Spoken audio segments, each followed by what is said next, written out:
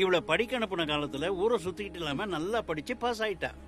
நீ இப்படியே சுத்திக்கிட்டு இரு. அண்ணா நல்லா இல்லாதமா நீங்க எல்லாரும் உள்ள போங்க. வாங்கம்மா. எல்லாரும் போங்க. இதான் உன் பிரச்சனை. சொல்ல வேண்டிய விஷயத்த அப்பப்ப சொல்லிடணும். எத்தனை பேர் சுத்தி இருந்தாலும் சரி, அப்படியெல்லாம் சொல்லி அசிங்கப்படுத்தினாதான் இவனுங்கெல்லாம் உருப்படுவானுங்க. அவனை சொல்லி என்ன பிரயோஜனம்? அவனை குட்டிச்சோறாக்குனதே நீ தானே. இங்க பாருங்க பெரியப்பா, நீங்க உங்க பையனை பத்தி மட்டும் பேசினா போதும். அச்சோ, எதிர்த்து பேசுறியா? எனக்கு மரியாதை கொடுத்தாதான் நான் பதிலுக்கு மரியாதை கொடுக்க முடியும். சாரி சொல்றா. அச்சோ. உன் அப்பா கூட இது வரைக்கும் அண்ணன் கிட்ட இப்படி பேசினது இல்ல. ஒழுங்கா மன்னிப்பு கேளுடா.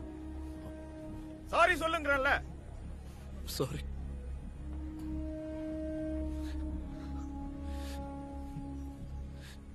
இந்த காலத்து பசங்களை சொல்லி எந்த பிரயோஜனமும் இல்ல.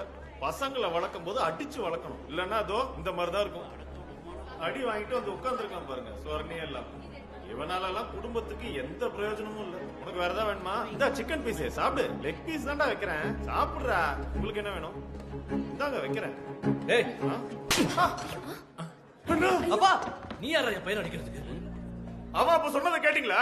அவன் சொன்னதுல என்னடா தப்பு? அவங்க உங்க வேலையை அவங்க தான் பார்க்கணும். அப்படின்னா உன்னை என்னைக்கோ நான் அடிச்சு பொழந்திருக்கணும்டா. அப்பா வேணாம்ப்பா. என் புள்ளைய அடிக்கிறதுக்கு உனக்கு என்னடா யோகியம் இருக்கு?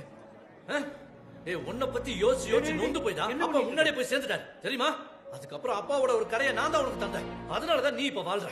நீ எல்லாம் ஒரு பெரிய இவன்னு திறமைய பத்தி பேச வந்தேன்.